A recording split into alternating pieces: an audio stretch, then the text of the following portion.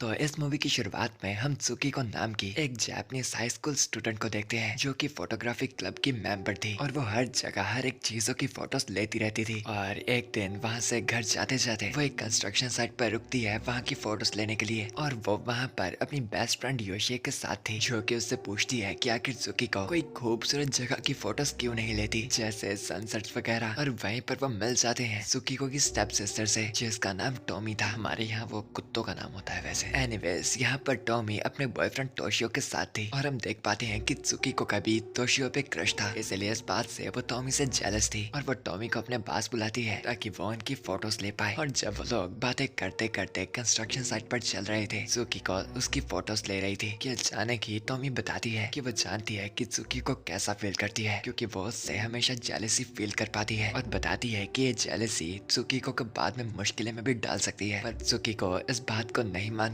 और इस बात को टालने की कोशिश करती है कि अचानक ही बिल्डिंग से कुछ स्टील की पाइप्स गिर जाती हैं और सीधा टॉमी के शरीर के आर पार हो जाती हैं और सभी लोग ही वहां पर ये भयानक नजारा देखकर एकदम डर चुके थे। त्सुकिको का कैमरा हाथ से गिर जाता है और टॉमी की लगातार पिक्चर्स लेने लगता है और यहाँ टॉमी की आंखें एकदम लाल हो चुकी थी जिनसे वो त्सुकिको की तरफ ही घूर रही थी। और साल बाद हम समझ पाते हैं कि त्सुकिको अभी तक उस बात को भुला नहीं पाई है और न ही टॉमी को जिसके उसे बार बार नाइटमेयर्स आते हैं। और टॉमी की बर्थडे एनिवर्सरी पर उसके पेरेंट्स घर में केक लाते हैं कि त्सुकिको को फ्रंट डोर पर नॉक की आवाज सुनाई देती है और दरवाजे के बाहर का व्यक्ति ये बता रहा था कि वो और कोई नहीं बल्कि टॉमी है। और घबराए त्सुकिको ये बात जाकर अपने पेरेंट्स को बताती है। वो भी एकदम हैरान हुए दरवाजे को खोलते हैं और दरवाजे बाहर और कोई नहीं बल्कि टॉमी ही थी, जो बात नामुमकिन होनी चाहिए थी। पर उसके पेरेंट्स फिर भी हर एक बात को छोड़ टॉमी के घर आने से खुश हो जाते हैं और उसे गले लगा लेते हैं जैसे उन्हें मतलब भी नहीं था कि आखिर मरी हुई टॉमी वापस जिंदा कैसे आ गई। और यहाँ टॉमी बताती है कि उसे भूख लगी है और साथ ही उसका एटीट्यूड पहले से काफी बुरा हो चुका था और केक खाने के बावजूद भी वो अपने पेरेंट्स पर चिल्लाती है और उन्हें कुछ अच्छा बनाने को कहती है कि तभी उसकी नजर उसी पिक्चर पर पड़ती है जो त्सुकिको ने उसके मरने के पहले खींची थी। और टॉमी उस पिक्चर को देखकर एकदम इरिटेट हो जाती है और उसे मुक्का मार तोड़ देती है। और रात को त्सुकिको टॉमी के रूम में जाती है जो कि बात ले रही थी और टॉमी त्सुकिको को भी अंदर आने को इनवाइट करती है और उस बात पर हंसने लगती है। और अगले दिन त्सुकिको जब डाइनिंग रूम में जाती है वो पाती है कि उसका बाप टॉमी के बालों को अजीब तरह से सूंघ रहा था और टॉमी को भी उस बात से ज्यादा फर्क नहीं पड़ रहा था। और जब त्सुकिको से टोकती है तो वो बताता है कि उसने बस टॉमी को काफी मिस किया था। और त्सुकिको को ये बिहेवियर काफी अजीब लगता है जैसे कि ये नई अजीब आई टॉमी ने उसके बाप पर कोई जादू वगैरह कर दिया। और घर के बाहर वो देखती है उसकी माँ उनकी पिक्चर कलेक्शंस को जला रही थी और जब त्सुकिको से रोकती है तो उसकी मॉम बताती है कि ये काम उसे टॉमी ने करने को कहा था। और टॉमी भी वहाँ पर आ जाती है और उन दोनों के आपस में पिक्चर छीनने के झगड़े के चलते टॉमी टकरा कर थोड़ी इंजर्ड हो जाती है जिससे उनका बाप इतना ज्यादा गुस्सा हो जाता है कि वो पगला फोन की वायर से त्सुकिको को मारने लगता है। और तभी रुकता है जब टॉमी उसे कहती है और घाट त्सुकिको दर्द को कम करने के लिए शावर लेने आती है कि टॉमी भी वहाँ पर उसके साथ आ जाती है। और त्सुकिको बताती है कि उसे हमेशा से टॉमी की डेथ के लिए गिल्टी महसूस होता था कि तभी वहाँ की लाइट्स फ्लिकर करना शुरू हो जाती है जिस बात से त्सुकिको शौक थी पर टॉमी के लिए ये कोई नेचुरल सी बात लग रही थी। और वो धीरे से त्सुकिको की तरफ बढ़ उसे प्यार की पप्पी दे डालती है पर त्सुकिको इस प्यार को एक्सेप्ट ना करती उसे अपने से दूर करती है। और टॉमी बताती है कि वो हमेशा से जानती थी कि त्सुकिको का उसके बॉयफ्रेंड पर क्रश था जिससे वो हमेशा उससे जेलस थी। कि तभी टॉमी अपने कंधे के बालों को एक तरफ करती है उसे वो घाव दिखाने के लिए जिससे वो मारी गई थी। और त्सुकिको वो नजारा देख के एकदम घबरा जाती है। एक जुबान उस घाव से बाहर निकल रही थी, साथ ही वहाँ पर एक अजीब सा ट्यूमर बन रखा था जो बात कर सकता था। एकदम डर से घबरा कर वो बाहर आ जाती है और अपने पेरेंट्स को ये सब बात बताने लगती है पर उसके पेरेंट्स उस पर यकीन नहीं करते। जब त्सुकिको समझाती है कि टॉमी एक मॉन्स्टर है कि तभी टॉमी भी वहाँ पर आ जाती है और उन्हें बताती है कि वो और ज्यादा देर यहाँ पर नहीं रहना चाहती और अपने सामान को पैक कर वो वहाँ से जाने लगती है कि उसका फादर उसे बार बार ना जाने के लिए रोक रहा था। पर टॉमी इस बात पर हंसने लगती है कि आखिर उन्हें सच में क्यों लगता है कि वो उनकी बेटी है। और जब वो वहाँ से जाने ही वाली थी उसका बाप एक चाकू लेकर उसकी गर्दन में घुसा डालता है और बार बार उससे उसे स्टैप करने लगता है। और फिर डरे घबराए वो लोग उसकी बॉडी को बाथरूम में ले आते हैं और उसके टुकड़े करने लगते हैं ताकि वो उसे आसानी से डिस्पोज कर पाए। और त्सुकिको के अलावा किसी का भी ध्यान नहीं पड़ता कि टॉमी की आंखें हिलती सीधा उसकी तरफ ही देख रही थी। अगले दिन वो थकी हुई फैमिली उठती है और अपने अपने कामों में लग जाती है। और जब उसकी माँ लंच पैक कर रही थी उससे गलती से थोड़ा मांस का टुकड़ा लंच में गिर जाता है। और स्कूल में क्लास के दौरान योशी को नोटिस करती है कि त्सुकिको थोड़ी थकी थकी सी लग रही थी पर पूछने पर भी त्सुकिको उसे कल के इवेंट्स के बारे में कुछ नहीं बताती। आई मीन आखिर कौन ही बताना चाहेगा। जाएगा कि एक ही रात में क्या क्या कांड हो रखे हैं कि तभी टीचर आकर सभी को न्यू ट्रांसफर स्टूडेंट से इंट्रोड्यूस करवाता है। और सुकी को ये देखकर हक्की बक्की रह जाती है कि वह स्टूडेंट टॉमी ही थी। पर सरप्राइजिंगली उसे तो अपनी बहन याद थी, पर बाकी किसी को भी टॉमी के बारे में कुछ भी याद नहीं रहा था। और लंच टाइम के दौरान सुकी को योशिए को इन चीजों के बारे में बताती है जो इस पे नहीं मानती और वहाँ से चली जाती है। और जब सुकी को अपना लंच बॉक्स खोलती है उसे अंदर टॉमी का चेहरा दिखाई देता है। डरी हुई वो बाहर जाकर उसे फटाफट कचरे में फेंक देती है। और टाइम बाद जब योशिए सुकी को ढूंढ रही थी उसे कचरे की जगह से कुछ आवाजें सुनाई देती है और वो उस लंच बॉक्स से आ रही थी, जिसे खोलकर वो ढेर से टॉमी के चेहरे अंदर पाती है। और वो सारे चेहरे अपनी लंबी जुबानों से योशिए पर हमला कर देते हैं। और यहाँ सुकीको के घर में हम देखते हैं कि उन्होंने मामा टॉमी के टुकड़ों को इधर उधर फेंक दिया था कि सुकीको का बाप देखता है कि डस्टबिन से टॉमी का चेहरा बाहर निकल रहा था। और उस बाप को लगता है कि वो उसका बस बहम है, पर टॉमी उसे बताती है कि उसे अपने शरीर को फिर से रीजनरेट करने के लिए किसी फैमिली मेंबर के शरीर को खाना होगा। और वो उसे मैनिपुलेट कर कर उसकी अपनी वाइफ को ही मारने के लिए मना लेती है। एक तरफ स्कूल में यहाँ पर सुकीको का क्रश तोशियो उससे बात करने के लिए आता है और उससे पूछता है कि क्या वो अपनी सिस्टर की डेथ से गुजर भी पाई है या नहीं। और ऐसी छोटी मोटी और बातें कर कर सुकीको को पहले से काफी अच्छा महसूस हो रहा था कि वो फाइनली तोशियो के करीब आ पा रही है। और वो उसके साथ उसके जूडो क्लब भी चलती है उनकी फोटोज लेने के लिए कि तभी टॉमी भी वहाँ पर आ जाती है जो लड़कों को लड़ने का चैलेंज देती है। और यहाँ तोशियो उसे जिंदा देखकर हैरान था, पर टॉमी उसे बिल्कुल इग्नोर करती है और एक लड़का उससे लड़ने के लिए आगे बढ़ता है कि वो उसे आसानी से पेल डालती है। और यहाँ तोशियो आकर उससे पूछता है कि वो वापस कैसे आई, पर टॉमी के मानने से उसे भी ये याद नहीं था। और तभी उसे एक दाव डालकर उसे किस कर देती है जो तक बेशक सुकी को जेलस थी। और स्कूल के बाद वो टॉमी से पूछती है कि आखिर वो असलियत में है कौन, जिसका रिप्लाई उसे नहीं मिलता। और सुकी को टॉमी को तोशियो से दूर ही रहने को कहती है। और घर आकर सुकी को ध्यान देती है कि उसकी माँ कहीं भी मौजूद नहीं थी और उसके फादर के हाथ में एक अजीब सा लिफाफा था। और सुकी को भी इस बात पर ज्यादा ध्यान ना देती चुपचाप अपने रूम में चली जाती है। और यहाँ उसका कमीना बाप वो अजीब सी मेडिसिन टॉमी को खिला रहा था। और दरअसल टॉमी की रिक्वेस्ट पे उसने पहले से ही अपनी वाइफ को मार डाला था। और फिर टॉमी के कहने पर वो उसे उसकी जुबान काट कर ला कर देता है। और अगले दिन स्कूल में तोशियो बिल्कुल ही सुकीको को इग्नोर कर देता है और हाथ में हाथ थाम टॉमी के साथ चल पड़ता है। और पर एकदम टूटी सुकीको कुछ पिक्चर्स को डेवलप कर रही थी कि तभी उसके पीछे से योशी आ जाती है जो कि एक्चुअली में पहले से ही उस हमले से मर गई थी, पर इतना भी किसी को भी नहीं पता था। और तभी योशी उसे अपना कंधा दिखाती है जो कि बिल्कुल टॉमी जैसा एक अजीब बीमारी से भर रखा था। और सुकीको डर कर वहाँ से भागने लगती है और जूडो बॉयज के रूम में आ जाती है जो कि सुकीको को बताते हैं कि उनके मन में किसी को मारने की आशा महसूस हो रही है और उन्हें खुद समझ नहीं आ रहा कि ऐसा क्यों है। और सुकीको वहाँ से भी भाग जाती है। और फिर जब योशी वहाँ पर एंटर करती है वो सभी उसके ट्यूमर को देखकर एकदम चिढ़ जाते हैं और उसे एकदम पकड़कर उसे मारने की कोशिश करने लगते हैं। और यहाँ भागती हुई सुकीको एक रूम में पहुंचकर देखती है जहाँ तोशियो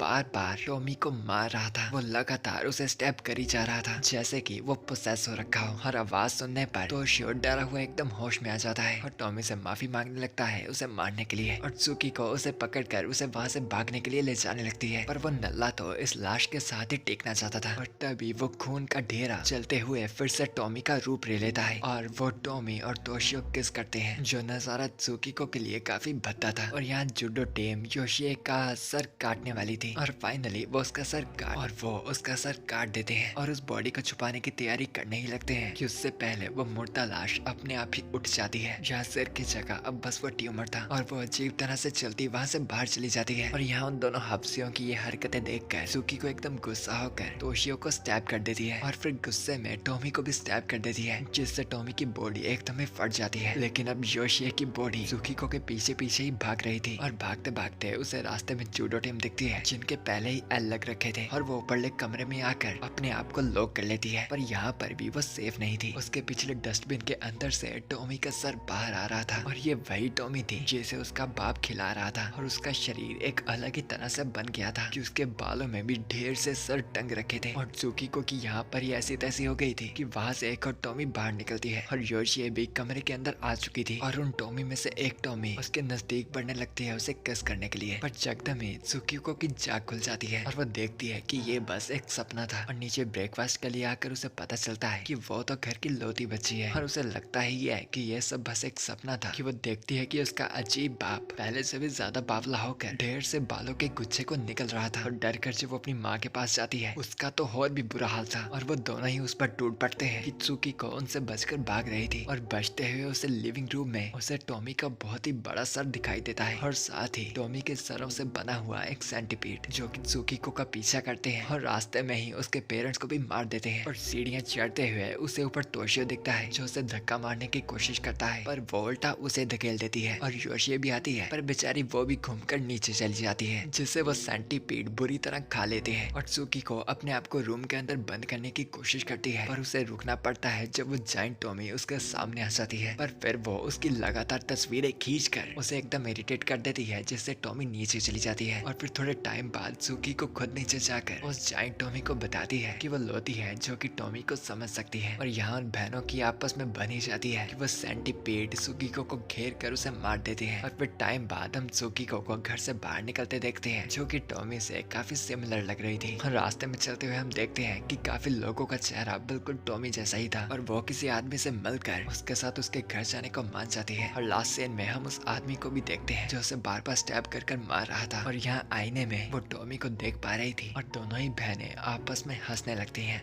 और यहीं पर ये अजीब सी मूवी खत्म हो जाती है। और इस मूवी में काफी सेंस ना होने के बावजूद भी शायद इसमें थोड़ा सेंस ये है कि टॉमी दरअसल कर्स्ड है, और वो एक ऐसा बीइंग है जो कि लोगों के मन में उसके प्रति यादें बना भी सकती है और उन्हें हटा भी सकती है। पर फर्क ये है कि जिस भी व्यक्ति के वो करीब जाती है वो अंततः उसे मार देता है, पर वो कभी भी मरती नहीं है, बल्कि उसकी संख्या भी ज्यादा से ज्यादा बढ़ती चली जाती है, और इसीलिए वो श्रापित है। अब शायद अच्छे से जानने के लिए मुझे इसकी मांगा पढ़नी पड़ेगी। But anyways guys, for now bye, goodbye, sayonara जाना।